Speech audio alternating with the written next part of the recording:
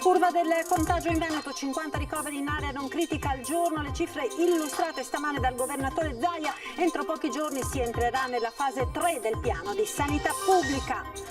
Picco di contagi e ricoveri, Belluno e Treviso le aree più critiche della regione, si va verso la riapertura degli ospedali Covid. Torna dalla scuola in sella alla sua moto e si schianta contro un'auto, muore 18enne di Borgoricco, la tragedia alle 14 a Santa Maria di Sala. 6 miliardi e 800 milioni stanziati dal governo per ristorare le aziende italiane danneggiate dall'ultimo DPCM, dare l'annuncio il sottosegretario Achille Variati dopo il Consiglio dei Ministri. La protesta degli esercenti a Treviso, informativa inviata dalla prefettura al Viminale, positiva l'assenza di scontri, negativo l'assembramento, il prefetto striglia i politici presenti e anche i manifestanti. L'aveva promesso e l'ha fatto, cena provocatoria organizzata alle 5 del mattino dal gestore dell'osteria Plip di Mestre, tra i commensali anche il sindaco Brugnaro. Il Teatro Comunale di Treviso, unico in Italia a non avere fermato gli spettacoli, La Tosca di Puccini è andata in scena ieri sera, in 2000 si sono collegati via streaming.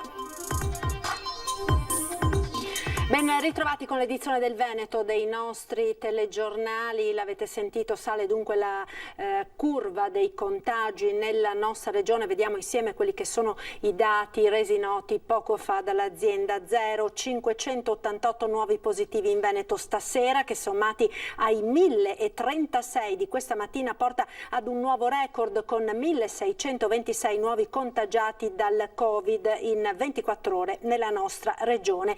10 le persone che hanno perso la vita. Cresce anche il numero dei ricoverati in area non critica, questa sera sono 784, 64 in più nelle ultime 24 ore, sale a 95 il numero dei ricoverati in terapia intensiva, 9 in più di ieri. Cresce dunque la curva dei contagi e anche dei ricoveri. Zaia, stiamo andando verso la fase 3, Belluno c'è già arrivata, Treviso lo sarà a breve. Sentiamo. Quando abbiamo 50 pazienti al giorno in area non critica ricoverati in ospedale, fra 3 giorni avremo 150 pazienti in più, se questo è il trend. 150 più 750 che abbiamo oggi fa 900. A 900 scatta l'area gialla per tutto il Veneto. Continua a crescere la curva dei contagi in Veneto e a preoccupare soprattutto quella dei ricoveri ospedalieri in area non critica, 50 in più al giorno, e ogni 9 ricoverati, 1 finisce in terapia intensiva. Entro 3-4 giorni, annuncia il presidente della regione, tutto il Veneto entrerà in terza fascia sulle 5 individuate dal piano sanitario regionale. 2 province praticamente già ci sono. Belluno che è in terza fascia e che si vedrà costretta ad attivare sempre più letti presso l'ospedale di Belluno, e la provincia di Treviso che comincia ad essere interessata da ricoveri importanti in area non critica, che quindi passerà velocemente alla terza fascia. Questo significa, continua Zaia, dedicare alcuni ospedali del Veneto solo alla cura dei pazienti Covid. E qualcuno potrebbe dire: ma perché chiudete 10 ospedali in Veneto gradualmente, li dedicate a solo pazienti Covid? Perché non possiamo meticciare la degenza in maniera indifferenziata tra Covid e non Covid? Parallelamente la Regione vuole rafforzare le cure domiciliari. È già stato creato un gruppo di lavoro per riformulare i protocolli. Capire quale sia il miglior protocollo di cura per la cura domiciliare, ovviamente in collaborazione poi con la medicina territoriale e i medici di base, affinché il paziente si senta sereno, tranquillo e sia seguito. Intanto domani, con la partenza della didattica a distanza al 75% per gli studenti delle superiori, in Veneto il trasporto pubblico locale si sgraverà di 200.000 persone su un totale di 1.200.000 pendolari. Considerate che però questi sono tutti nell'orario di punta del traffico, quindi avranno secondo me molta più evidenza, perché sono quelli degli assembramenti. Alla domanda se il Veneto abbia intenzione di chiudere con un'ordinanza i centri commerciali, Zaia risponde così. La stiamo affrontando sta roba, però vorrei vedere anche il governo cosa fa, visto considerato che nel DPCM ha detto che non serve chiudere i centri commerciali. Crescono dunque i contagi, a questo tema è dedicato il nostro sondaggio di oggi. Questo DPCM servirà a limitare i contagi? Se secondo voi la risposta è sì, fate uno squillo allo 0422 162 6691, se per voi è no 0422 162 6690. Come sempre la chiamata è gratuita. L'esito del sondaggio questa sera nel corso di Ring, in onda come sempre in prima serata a partire dalle 21:15. Da domani dunque parte nelle scuole del Veneto la didattica a distanza per il 75% degli alunni delle superiori. Sentiamo le parole del dirigente scolastico regionale Carmela Palumbo. Da domani accadrà che nelle scuole superiori un 25% solo di studenti potrà andare in presenza con criteri di rotazione o tra gli studenti di una classe o tra classi. Quindi di 4 settimane che diciamo sono interessate dall'ordinanza, sostanzialmente ogni studente farà una settimana in presenza e 3 settimane collegandosi da casa. Comincia il periodo di quasi chiusura delle scuole superiori di tutto il Veneto. Da domani fino al 24 novembre il 75% delle lezioni dovrà essere svolto con la cosiddetta DAD, la didattica digitale o a distanza, per uniformarsi al DPCM e all'ordinanza della Regione. Saranno le scuole, ciascuna nella propria autonomia, a decidere le modalità organizzative più opportune, cercando di concentrare più a scuola le classi prime. Indicazione questa che è contenuta anche nella prescrizione della Regione. L'obiettivo in questo caso è di favorire l'inserimento degli studenti più giovani, anche se questa ipotesi è in realtà esclusa da questo DPCM poco elastico. Noi abbiamo accolto pienamente questa indicazione, questa raccomandazione dell'ordinanza regionale, tant'è vero che ieri pomeriggio nell'incontro con i dirigenti scolastici abbiamo proposto dei modelli vari modelli flessibili che in qualche modo permettono di mantenere più alta la percentuale di didattica in presenza fino al 50% degli alunni della prima classe. Tutto sta adesso nelle mani dei dirigenti scolastici ad attuare il modello che più è confacente alla struttura della scuola e soprattutto alla potenza della rete che hanno a disposizione. La speranza è che si tratti di un momento transitorio, che il ricorso alla didattica a distanza non debba segnare tutto il proseguio dell'anno scolastico iniziato da appena 40 giorni. Se chiaramente la situazione dei contagi subirà una forte riduzione, allora possiamo davvero sperare di ritornare in presenza. La cronaca, ora tragedia, oggi a Santa Maria di Sala, torna da scuola in sella alla sua moto e si schianta contro un'auto, muore 18enne di Borgoricco. Incidente mortale oggi pomeriggio poco dopo le 14 a Vertenigo di Santa Maria di Sala. La vittima è Alex Trovò, padovano di 18 anni, residente a Borgoricco. Lo schianto in via Desma mentre lo studente stava tornando a casa da scuola in sella alla sua moto. Il 18enne si è scontrato violentemente contro un'auto e per lui non c'è stato più nulla da fare. I soccorsi, sebbene tempestivi, sono risultati vani. Il personale medico arrivato sul posto, nonostante si sia prodigato per salvare la vita del giovane, ne ha solo potuto constatare il decesso. Sul luogo del mortale era giunto anche l'elicottero del SUEM, poi fatto rientrare. Tra i primi ad intervenire anche i militari dell'Arma, subito al lavoro per stabilire le dinamiche dello scontro e regolare il traffico. Dalle prime informazioni, ma le indagini sono ancora in corso, lo scontro potrebbe essere avvenuto per una precedenza non rispettata. Alla guida dell'auto un 48enne rappresentante di commercio, ancora sotto shock per quanto accaduto. E torniamo ora a parlare degli effetti del DPCM. 6 miliardi e 800 milioni sono stati stanziati dal governo per ristorare le aziende danneggiate appunto dalle nuove chiusure. A dare l'annuncio il sottosegretario Achille Variati. Il governo ha mantenuto le promesse, aveva detto che le imprese commerciali, il mondo del turismo, il mondo dello sport, il mondo della cultura non sarebbero stati lasciati soli. Quei mondi così colpiti dal DPCM di domenica avevano bisogno di essere ristorati per non chiudere definitivamente e mantenere la speranza del futuro. E il governo agisce non con le chiacchiere ma con 6 miliardi e 800 milioni che giungeranno rapidamente nelle casse di tutte queste imprese a tempi record e con una grande semplificazione. Ma intanto continuano anche le proteste al grido libertà, libertà, Padova risorgi, circa 300 persone hanno manifestato oggi davanti alla prefettura di Padova, la circolazione di bus e tram è stata bloccata, ingente il cordone delle forze dell'ordine davanti a Palazzo Santo Stefano. La manifestazione non è stata autorizzata dalla questura, in rete però si era diffuso l'appello a partecipare soprattutto negli ambienti dell'estrema destra padovana. L'inno d'Italia cantato in coro, inviti a non pagare le tasse, gli slogan che si sono sentiti in piazza, diverse testimonianze di negozianti e partite IVA colpite dal nuovo DPCM, cori contro il governo con toni molto accesi, responsabile secondo i manifestanti di essere la causa di questa situazione e dei loro stessi drammi personali come imprenditori.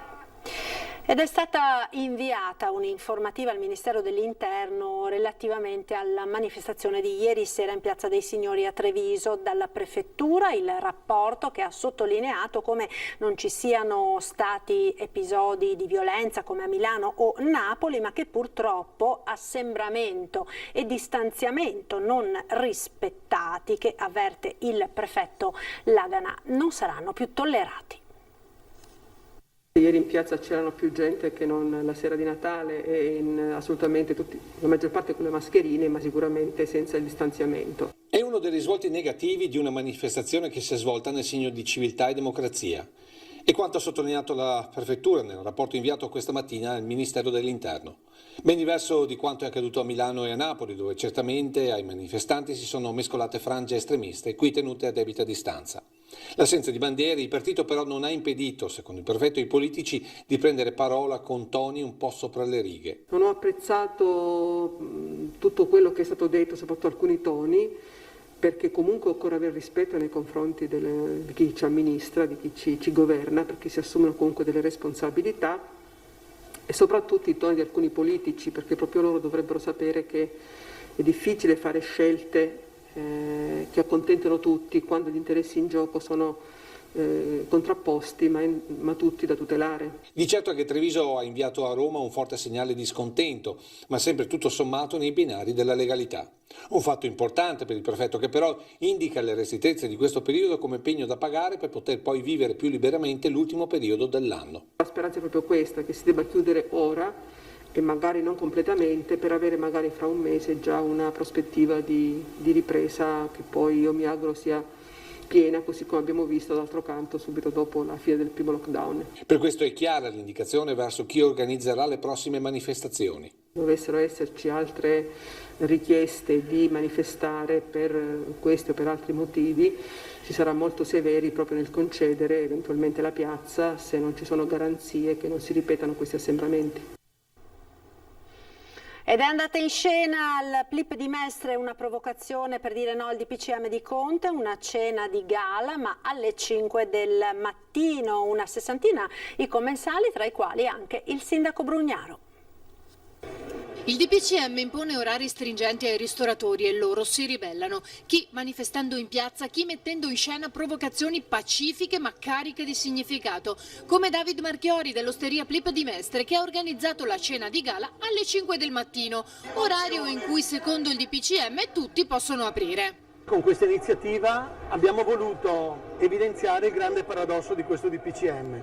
I ristoranti non possono aprire la sera, ma possono aprire alle 5 di mattina. Questo è abbastanza marchiano ed evidente. Poi c'è la questione del fatto che noi per mesi abbiamo ottemperato a quanto previsto dal governo rispetto alla prevenzione da contagio da Covid-19 e improvvisamente queste indicazioni non sono più valide evidentemente, oppure sono valide solamente a pranzo, quando la gente è a casa a lavorare. Presente alla cosiddetta cena di gala anche il sindaco Brugnaro che ha gustato le pietanze preparate dallo chef. È un provvedimento che riteniamo profondamente ingiusto e iniquo nei confronti degli esercenti, dei ristoratori, dei bar che hanno l'obbligo di chiudere alle 6 di sera tutta la notte senza che nessuno abbia verificato le ragioni di un virus che dovrebbe colpire di più in certi orari piuttosto che in altri. In più voglio sempre ricordare anche le palestre, i proprietari delle palestre, delle piscine, dei teatri, dei cinema che hanno investito anche parecchie risorse per adempiere a tutte le norme dei comitati tecnici tutti questi mesi. Non si vede perché nel buio di qualche stanza romana si scelga senza ascoltare i cittadini, i sindaci e le imprese. Questa cosa non può passare. Credo che ci voglia una grande alleanza nazionale per poter affrontare un tema del genere. Il paese è realmente stato sconfitto e noi stiamo dimostrando con molta pacatezza che non siamo d'accordo. Alla cena, oltre al sindaco e parte del suo staff, si sono presentati una sessantina di clienti, tra cui anche il consigliere comunale di opposizione Gianfranco Bettin, che ha definito quelli del DPCM su ristorazione e cultura provvedimenti irrazionali. Marchiori evidenzia poi un altro aspetto da non sottovalutare. Laddove c'è un esercizio con la luce accesa c'è presidio sociale, c'è controllo del territorio e c'è un tessuto sociale che riesce a mantenere una propria dignità. Quando invece le insegne vengono spente alle 6 di sera poi per strada può succedere di tutto. Alle 18 serrande abbassate anche a Padova con i commercianti che hanno organizzato un sit-in di protesta per venerdì davanti a Palazzo Moroni.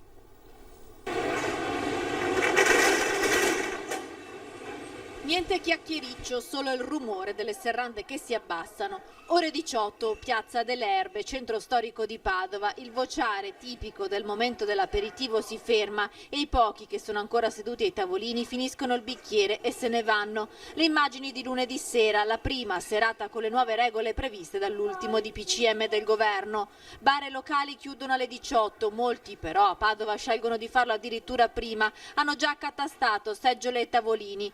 Le piazze del centro di Padova semideserte, mentre con amarezza i gestori abbassano le saracinesche rassegnati. È necessario evitare associazioni qualsiasi luogo della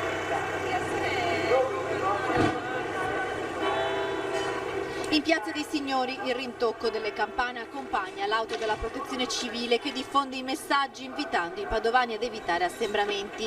Qualcuno affretta il passo per rientrare a casa. Scene ad ottobre che assomigliano a quelle viste a marzo. La seconda ondata di Covid spaventa ancora, ma questa volta aumenta anche la preoccupazione per i gestori delle attività commerciali, tante quelle che rischiano di non sopravvivere alle nuove restrizioni. Il centro presidiato dalle forze dell'ordine, poliziotti e vigili a piedi anche in zona Duomo, le pattuglie dei carabinieri che illuminano le piazze mentre le ultime serrande si abbassano ancora. Pubblicità, ora linea alla regia, a tra poco.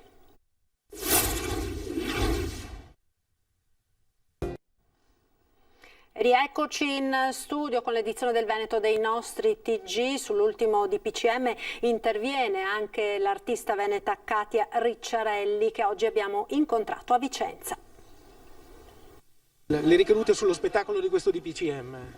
Ah, lascia perdere, guarda, perché se dovessi parlare dopo dicono ma lei perché parla? Primo, non è vero che il teatro è superfluo, specialmente l'opera lirica, il melodramma, che è considerato una cosa che solo diverte, no? Noi non divertiamo così perché siamo giullari, lavoriamo perché ci piace ed è un lavoro il nostro, una professione, e c'è tanta gente a spasso per questo, tanta gente. Lascia perdere i cantanti o gli artisti primari, diciamo, ma alle spalle c'è un mondo, orchestra, coro, macchinisti, sarte, di tutto, elettricisti, quindi è una cosa immensa quello che c'è dietro, è un mondo. L'arte può sostenere? Ma sostiene, ma sicuramente la sostiene, perché guardi, ho fatto 3 mesi di pandemia in casa e se non avessi avuto il canto e la musica da ascoltare, qualsiasi tipo di musica, mi sono veramente rilassata e ho capito quanto sia importante, insomma, la cultura è importantissima. Un paese come il nostro, che ha tante belle cose, insomma, da far vedere, bisogna fare anche sentire, perché noi siamo veramente il paese del melodramma, che è un patrimonio è strettamente proprio e totalmente Made in Italy. L'abbiamo inventato noi nel 600. In Italia c'è il Teatro Olimpico, che è il primo teatro coperto del lo mondo, so. insomma, vederlo chiuso... No, è un pianto. Potrebbero organizzarsi e fare delle cose, far fare le cose a chi le sa fare bene. Quindi distanziare il tutto, pochi artisti sul palcoscenico, pochi strumentisti e magari si danno il cambio e fanno dei turni, ma però tutti devono lavorare con grande coscienza. Purtroppo tutti parlano perché hanno la bocca. Un messaggio a Conte? A Conte? Mi piacerebbe tanto incontrarlo. E cantargliele? No, cantargliele in maniera giusta, insomma, no, non cantargliele, ma spiegare che cosa significa e che cosa si potrebbe fare senza andare contro a tutte queste regole. Non toglieteci però l'arte, perché sennò siamo rovinati, il paese è rovinato. E intanto il Teatro Comunale di Treviso, unico in Italia a non avere fermato gli spettacoli, La Tosca di Puccini è andata in scena in streaming. Fammi sentire stasera canto, ma è spettacolo breve, tu m'aspetti sull'uscio della scena e alla camilla andiamo, soli, soletti. La Tosca sul palcoscenico del Teatro Comunale di Treviso, il pubblico è virtuale via streaming. Teatro Stabile del Veneto e Comune non hanno voluto fermare la produzione di Musicantus malgrado il DPCM. Siamo stati l'unico teatro d'Italia a aver voluto dare questo segnale, quindi a andare lo stesso in scena, ovviamente a porte chiuse in totale sicurezza, e a mandare La Tosca, la nostra prima in streaming. Il pubblico ci ha seguito, sono stati oltre 2000 gli utenti, gli spettatori unici che hanno seguito, quindi vuol dire 4 volte, anzi sì, più di 4 volte il pubblico che sarebbe stato in sala, e credo che sia stato un segnale molto importante anche nel rispetto nei confronti degli artisti e quindi di supporto a tutte le categorie, perché vuol dire che tutti coloro che hanno lavorato a questa prima straordinaria saranno e sono stati pagati, ma anche un segnale importante di continuità.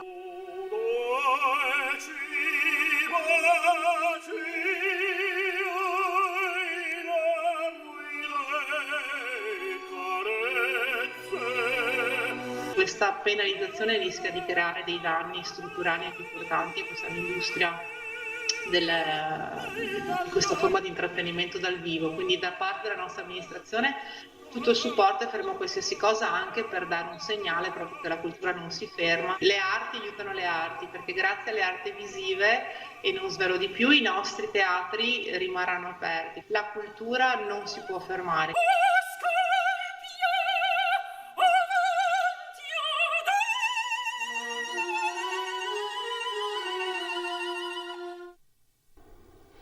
E uno sguardo ora alla nostra programmazione. Torna questa sera a partire dalle 21:15 Ring, ospiti di Ferdinando Avarino, Nicola Finco della Lega, Vanessa Camani del PD, Marco Bonet, Corriere del Veneto, Davide Marchiori dell'Osteria Plip, Iuri della palestra Dorian Gray e il sindaco di Treviso Mario Conte. È tutto per questa edizione, grazie per essere stati con noi, vi lascio come sempre alle previsioni del tempo, il meteo, arrivederci.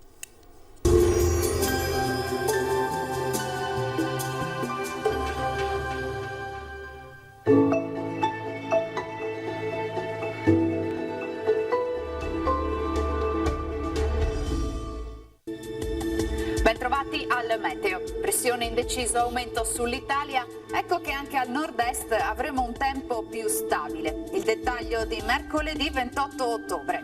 Sul Veneto generali condizioni di bel tempo, tuttavia nelle ore più fredde della giornata saranno possibili foschie e nebbie in pianura e localmente sulle vallate. Per il resto ampio soleggiamento dappertutto, cielo sereno o al massimo velato. Temperature minime tra 5 e 9 gradi, valori massimi oscillanti invece tra i 14 e i 17 gradi all'incirca.